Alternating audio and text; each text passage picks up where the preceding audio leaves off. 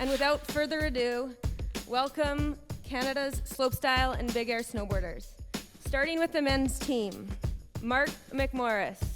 And with that, Mark McMorris is officially heading back to the Winter Olympics. He's just 24 years old, but he's been a household name in snowboarding for years. This was him when he was 17 and became the first person in the world to do this.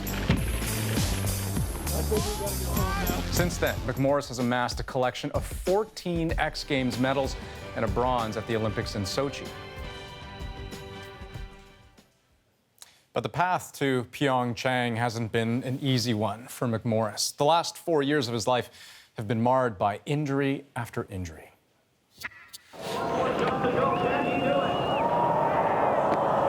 McMorris won that bronze medal just 11 days after breaking a rib. Mark McMorris takes off. 2 years later, while competing in LA, he caught an edge and fell hard on the landing, breaking his right leg. After all that, rebuilding his body and managing to get back to his winning ways, disaster struck again. While boarding with his friends in the Whistler backcountry, he took a jump, drifted a little to the side, and slammed right into a tree. He broke his jaw, his left arm, his pelvis, some ribs, ruptured his spleen, and he suffered a collapsed lung. No doubt, he was lucky to be alive, and it would be an arduous road to recovery.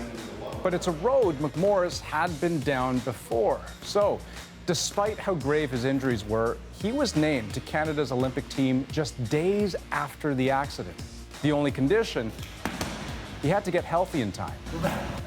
That might have been just the motivation he needed. Mark, how's it going? Not too bad, how are you? Good. I sat down for an exclusive interview with Mark McMorris this morning in Whistler. So, how are you feeling? I mean, the Olympics are coming up. Yeah, I feel good. Glad it's finally here. It's always a lot of prep and a lot of conversation about this one event that's so far out. So glad it's here and glad I'm healthy and happy and ready to go do my thing. Yeah. Well, you talk about being healthy. You can't seem to stay out of trouble.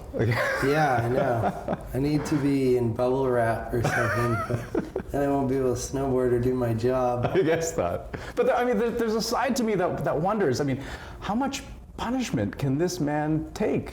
I know. Sucks. I don't know why it keeps happening in these weird freak accident ways, but I'm on a good path now and really happy to be alive for one and to be snowboarding for two, and just trying to appreciate all the things I get to do and take each day at a time and not look too forward. And I felt like when I broke my rib, I was looking forward to the X Games or looking forward to feature and not taking things step by step. And then sure enough, I'm going to the games with a broken rib. And then I can recall when I broke my femur, I was so caught up on if I was going to Oslo the next day or if I was going to shoot for Travis Rice for his new movie. Just like so much things were going on, and then bam, broken femur. And then this time in the backcountry, it was just a freak accident. I was definitely wondering, like, what am I even doing? Why am I doing this, you know? But I quickly got that thought out of my brain, and this is what I want to be doing. I just need to get some better breaks here.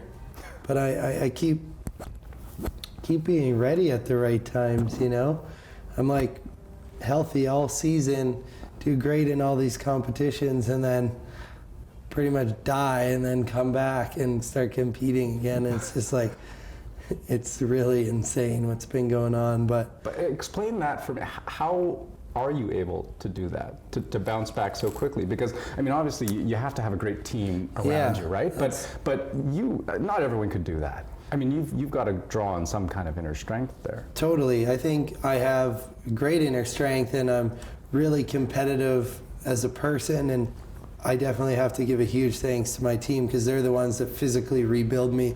But physical is only half the battle. 50% of it is mental and trying to convince yourself that you still belong on the podium and you still belong at these events. So that can be a little tricky, and I feel like you heal physically within maybe 5-6 months from an injury, but then it's like 2 or 3 months to get that mental healing. Well, let me ask you this. Was there a part of you that was scared to get back on the board?